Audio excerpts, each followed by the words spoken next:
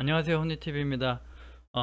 오늘은 장이 또 폭발을 했어요. 폭발의 연속이죠. 지금 3200이 올해 안에 간다라고 언론에서 그 얘기를 하다가 지금 3150포인트입니다. 뭐 올해가 아니라 이번 달에 다 끝낼 기세죠. 그리고 증권가에서는 목표 그 코스피 지수를 바로 올려버려요. 3800으로 변경했죠. 3800까지 갑니다라고 또 말을 바꿨어요. 근데 정말 무섭게 올라요, 무섭게. 그래서 사실은 지금 신규 매수 종목을 보는 건 정말 하늘의 별 따기예요. 보이지가 않아요. 안 오른 종목이 없습니다. 모든 종목이 고점에 있고 신규로 조정하고 눌림에서 들어간다라는 종목이 보이지가 않을 정도로 모든 종목이 폭발을 하고 있습니다. 그래서 우리들도 그 수익은 다 나셨을 건데 이제부턴 내 수익을 지켜야 되지 않나 라는 건 항상 강조드려요. 오늘 코스피가 4%가 올랐어요. 4%가 오르면서 정말 또 하늘 꼭대기에 있는 지수가 됐고, 수급 또한 오늘의 수급은 정말 또 반대로 일단은 외인이 전부 물량을 받아주면서 또 지수 상승을 이끌었습니다. 네. 그래서 사실 오늘 그 외국인이 이렇게 순매수로 이렇게 기관과 개인의 물량을 전부 받아줬다는 거. 근데 제가 여기서 그나마 좀 좋다라고 생각했던 건 이거예요. 개인분들이 어제 오늘 팔았다가 굉장히 좀 안도가 됐어요. 수익 실현을 하시면서 가져가시는구나. 이제 우리 개미들도 많이 성장했다 라는 좀 안도의 한숨을 쉬었습니다. 그래서 사실은 지금 고점이니까 가지고 있는 것들은 계속 빠르게 수익 실현을 해주셔야 되는 거고, 신규는 정말 조심스럽게 소량으로 하시는 게 좋습니다. 그 지금 뭐 종목을 당연히 분산해야 되는 것도 맞고 조심스럽게 항상 관망하셔야겠다라는 얘기고, 저도 제가 오늘 어떻게 거래했는지를 알려드릴게요. 저는 오늘 그 어제 이마트 먼저 좀 설명을 드릴 건데, 이마트를 저는 전량 매도했어요. 오늘 전량 매도. 이유는 있어요. 그러니까 저는 그 추천해오고 봐왔지만 일단 1번 일단 1차 목표 금액에 도달했습니다. 도달해서 사실 이격도도 너무 벌어지는 것 같고 너무 단기간에 급등하는 게 아닌가 라는 생각을 해서 매도를 고민하다가 당연히 이제 저도 직장인이니까 최고점에 이렇게 뭐 팔진 못했고 전량 매도를 했습니다. 그래서 전량 매도한 이유를 또 말씀드리고, 그 다음에 다시 또 이마트를 그러면 이제 안 사냐가 아니라 제가 말씀드렸어요. 이마트도 굉장히 좋고 힘이 있게 갈 것이다. 그래서 이마트도 계속 장기적 보유 물량을 놔둬야 된다라고 말씀드렸던 종목인데, 제가 오늘 전량 매도하니까 좀 그건 아니지 않나 라고 하실 수 있어요. 근데 단기간에 너무 빠른 급등이 나왔다는 게 1번이었고, 1차 목표 금액에 도달했는데 그 속도가 너무 빨랐어요. 뭐 장이 그런 것도 있고 그렇고, 그 다음에 보조지표상 과열 구간에 진입을 했어요. 과열 구간에. 그래서 그런 면이 있었고, 그 다음에 가장 중요한 맥점은 이거예요. 포인트는 자, 주봉입니다. 주봉으로 240주선이 있죠. 정말 이 검은 240주선 요 센 놈을 정확히 건드렸고 떨어졌어요. 그러니까 저는 이래요. 제가 만약에 이마트를 다시 산다면 요 금액을 안착해 주는 걸 보고 다시 신규 진입을 생각할 수 있어요. 안착해 주고 하도 장이 좋으니까 월요일날 뭐 화요일날 바로 이렇게 뚫어주면서 올라가면서 지지되면 거기서 다시 또 매수할 수 있습니다.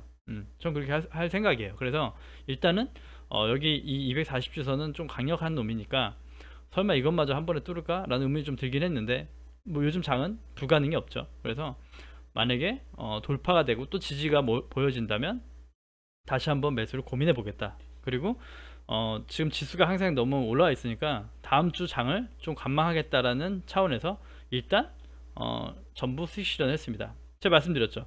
익절은 항상 정답이에요. 그러니까 좀 뭐 덜 먹고 더 많이 먹고 요게 중요한 게 아니라 욕심을 좀 부리시면 안 되고 좀 이렇게 많이 상승했을 때는 걷어들이시면 좋겠다는 거예요. 그러니까 이건 뭐 제 의견이니까 뭐 더 가져가시고 하시는 거는 본인 판단입니다. 하지만 단기적으로 대응, 그 다음에 장기적 관점을 한번 공유해 드리고 싶었어요. 그래서 일단 이마트는 그래요. 이마트는 그래서 전 전략 매도했다. 그리고 사실 제가 주력 종목으로 밀던 게 기아차였죠. 기아차였는데 사실 오늘의 대장은 기아가 아니라 현대차, 현대모비스, 현대위아 뭐 등등 많이 있었죠. 그 다음에 제가 말씀드렸던 한온시스템이라고, 뭐 만약에 현대차가 부담스럽다면 현대모비스나 현대위아가 부담스럽다면 한온시스템이라고 말씀드린 적이 있고 추천드렸고 저도 샀어요. 저도 한온시스템을 보유하고 있었고. 그런데 기아차는 또 어떻게 대응했냐라고 또 말씀드리면 기아차도 전량 매도했습니다. 네, 전량 매도. 그러니까 제가 이제 전량 매도를 한 데는 분명히 좀 이제 방어적인 측면도 있고 얘기를 자꾸 드리는 게 저도 직장인이니까 대응을 못했다, 고점 못 팔았다라고 하고, 전 언제 팔았냐면 한 10% 정도, 오늘 10%대 팔았어요. 그러니까 수익은 좀 더 되죠. 저 밑에서 충분히 이때 매집을 해놨기 때문에 오늘 상승분 플러스 해서 10% 이상의 수익을 거두고 매도했다예요. 그래서 기아차는 마찬가지예요. 기아차도 사실 다음 주 이렇게 너무 큰 종목들이 급등을 하고 나니까 좀 다음 주 추세를 보고 이제 이렇게 거래량이 동반돼서 터져버리면 또 마치 예전에 LG전자처럼 바이오처럼 막 엄청난 급락을 시작할 거라고요. 막 5%도 막 올랐다가 5% 빠지고 막 엄청난 그 급락이 나올 수도 있어요. 요즘 장세라면. 그렇기 때문에 직장인인 저로서도 대응할 수 없기 때문에 일단 전량 매도한 거예요. 그리고 좀 틈틈이 그날 그 거래 흐름을 보고 다시 진입을 하든지 고민해 보겠다. 그래서 일단은 전량 매도했습니다.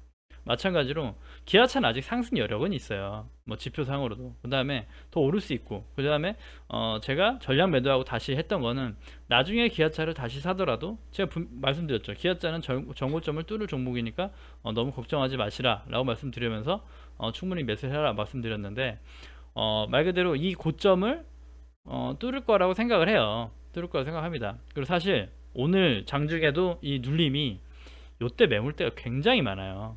사실은 이때 66,000원부터 78,000원 사이도 매물대가 굉장히 많고 지금 거의 껴있단 말이죠. 그래서 매물 소화를 해주고 올라가느냐 아니면 단기적으로 뭐 하느냐, 그건 이제 추세를 보고 흐름을 봐야 돼요. 사실 이렇게 급등이 나와버리면 추세가 보이지가 않아요. 왜냐면 정말 바이오주처럼 막 등락이 심하니까 따라갈 수가 없어요. 막 순식간에 몇 프로가 올라가고 내려가 버려 하니까 이걸 대응해서 뭐 한다고 하면 우리가 단타를 많이 하시는 전문 주식인이 아닌 이상 대응하기 힘들단 말이에요. 그래서 시장도 항상 과열이고 깔끔한 수익은 거두면 정답이에요. 익절은 항상 정답이다. 그래서 저는 기아차도 전량 매도를 했고 그 다음에 또 한온시스템도 전량 매도를 했습니다. 한온시스템도 제가 언급을 드렸고 이때쯤 언급을 드렸고 바로 이제 급등이 나와버려서 저는 한온시스템은 좀 좋은 금액에 팔았던 것 같아요. 한 18% 정도, 18% 구간에서 또 전량 매도했습니다. 다 과열 구간인 거로 보였고 근데 한온시스템 같은 경우는 전고점이 없어요. 그냥 역사적 신고가예요. 그래서 지붕이 완전 뚫려 있습니다. 지금의 삼성전자처럼 완전 지붕이 뚫려 있고 매물대가 없는 종목이에요. 그래서 가져가실 분들은 가져가면서 대응을 하셔야 되는 거예요. 사실은 이제는 정말 알 수 없는 영역에 들어온 거예요. 그래서 이런 종목을 다룰 때는 좀 더 조심하셔야 된다. 하지만 뭐 역사적으로 하고 내가 수익 중이면 가져가면서 볼 수 있는 여력이 얼마든지 되겠죠. 그래서 사실 오늘 현대차가 정말 좀 애플과 그 애플카를 그 협상하고 있다 뭐 이런 얘기로 이게 급등이 나왔는데, 또 LG전자처럼 그렇게 될지. LG는 근데 좀 다르게 본 게, 제가 또 매도한 이유가 또 하나가 뭐냐면 애플카와 하기로 했다, 최종 됐다라고 하면 아마 더 그냥 가져가고 묻어놨을 거예요. 근데 애플카랑 그 하고 있다, 협의 중이다라는 얘기거든요. 사실은 아직은 도장 찍고 끝난 게 아니라고요. 그런데 그 기대감에 이렇게 주가가 날아간 거예요. 이렇게 날리는 거는 외국인이 말 그대로 끌어올린 거고, 끌어올려가지고 했다. 그래서 사실 그런 생각이 들어서 매도한 것도 있고 다양합니다.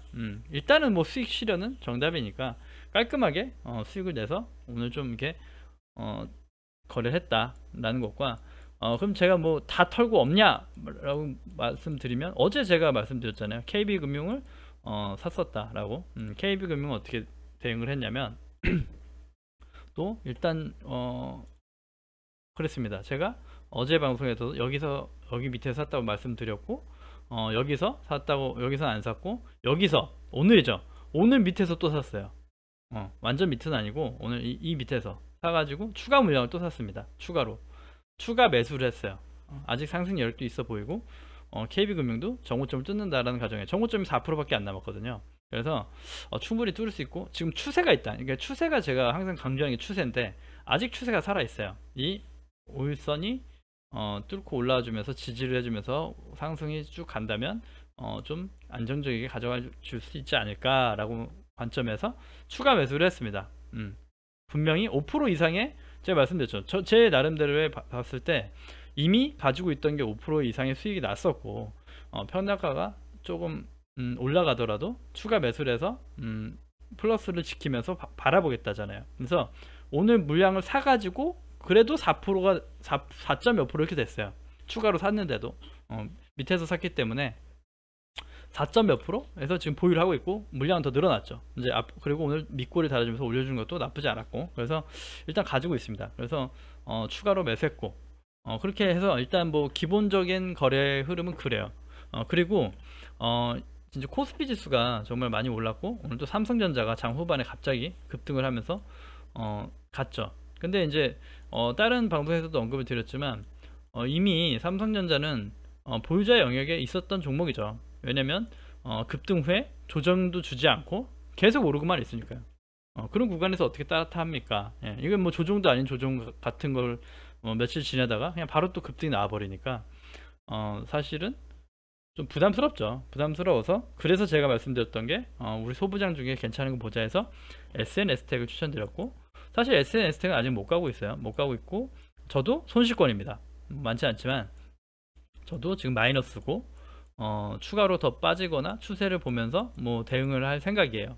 그리고 사실은 이제 제가 코스닥이 움직일 것 같아요 라고 말씀드리면서 오늘 사실 살려고 했던 또 종목이 뭐였냐면 5G 섹터예요. 5G 섹터. 왜냐면 5G 섹터가 너무 못 갔는데 이 좋은 시장에 못 갔는데 제가 다른 영상에서 말씀드렸다시피 1월 2월 3월까지 전반기는 1분기는 2020년 1분기는 그 5G 통신 쪽에 수급이 쏠릴 거다. 어느 정도 좀 시세를 줄 거다라고 생각을 해서 방송을 공유 드린 적이 있어요. 왜냐면 이제 그동안 해왔던 것들이 수주가 시작되면서 움직일 거다. 투자가 들어가고 움직일 거다라는 관점이었는데 그래서 말씀드렸던 종목이 KMW와 이노와이어리스였어요. 그래서 이노와이어리스와 KMW가 오늘 음봉 시작을 했죠. 그래서 오늘부터 좀 담아볼까 했는데 또 욕심이 생긴 거예요. 반대로 더 바닥에서 사고 싶으니까 제가 봤던 맥점은 6만원 밑에 있어요. 이노와이어리스는 6만원 밑에. 그래서 6만원 밑에만 와줘라. 얼마든지 담아줄게 했는데 좀 빠지는 그림을 보여주다가 바로 올려버렸죠. 오늘 올렸어요. 그래서 사실 또 장외에도 좀 담아볼까 하다가 제가 말씀드렸다시피 다음 주 장은 이번 주말에 좀 일어난 데를 보고 그때 판단하자. 그래서 물량을 구입하지는 않았습니다. 하지만 5G 섹터를 한번 보셨으면 좋겠다요. 오늘 에이스테크가 원래 대장인 것처럼 아주 세게 갔다고요. 7.9%. 사실 이것도 정고점이 아니라 이제 전에 매물대를 어느 정도 소화하면서 나와준 모습이라 사실 이런 차트 복만 봤을 때는 지금의 매수 기회일 수도 있어요. 매수 찬스일 수도 있어요. 매수를 해야 되는 시점. 하지만 일단 좀 조심스러워야 된다. 이렇게 떠 있는 것들은 항상 조심스럽게 접근해야 돼요. 왜냐면 빠질 땐 금방 빠지니까요. 그래서 에이스테크를 추천드린다기보다 저는 좀 직장인들 우리 취지에 맞는 이노와이어리스나 KMW를 좀 보시면서 좀 보셨으면 좋겠다.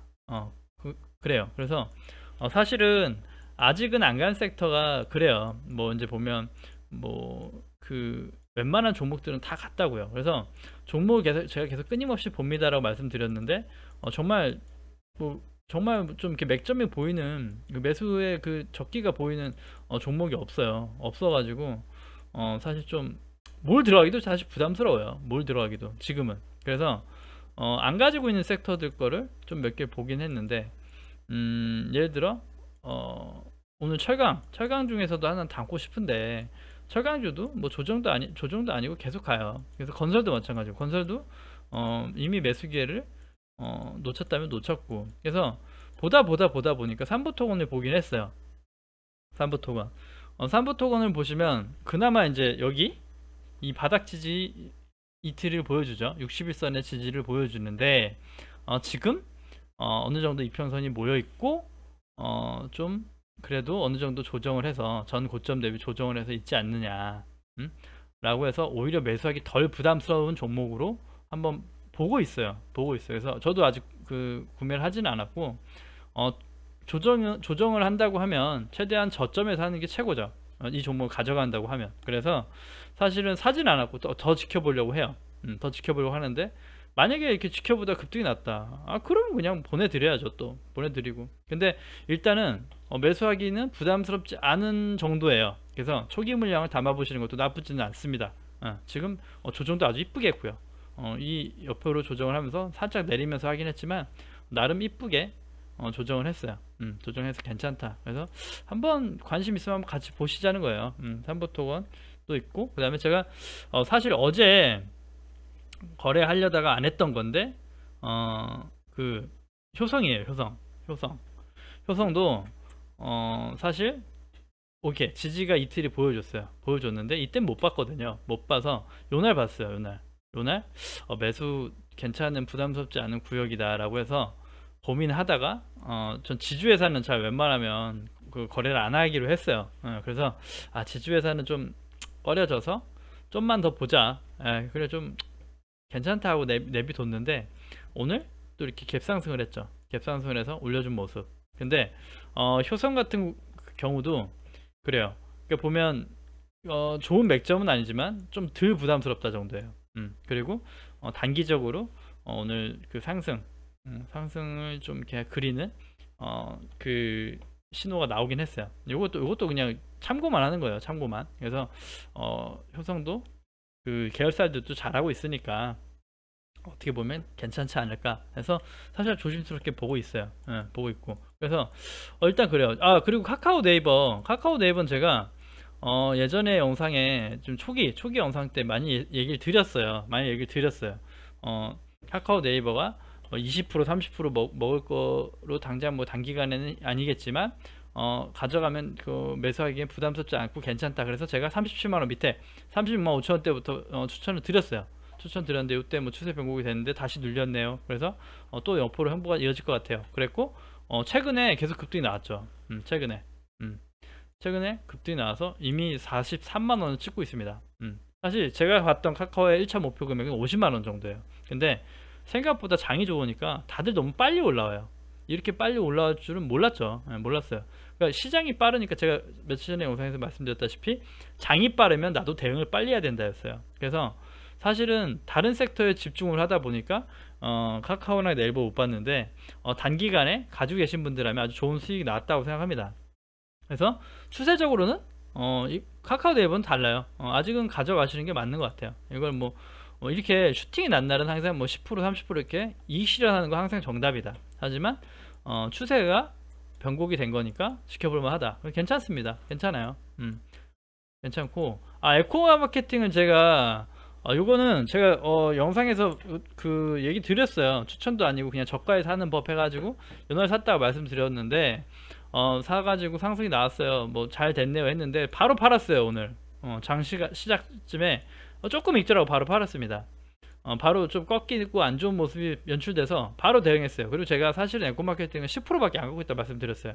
절대 매수하기에 좋은 맥점이 아니니까 10%만 담았고 그냥 단기적으로 보는 거예요. 저는 많이 빠지면 볼 겁니다 했는데, 이렇게 빠져주니까 일단 있는 건 던졌고 반대로 앞으로 더 지켜볼 생각입니다.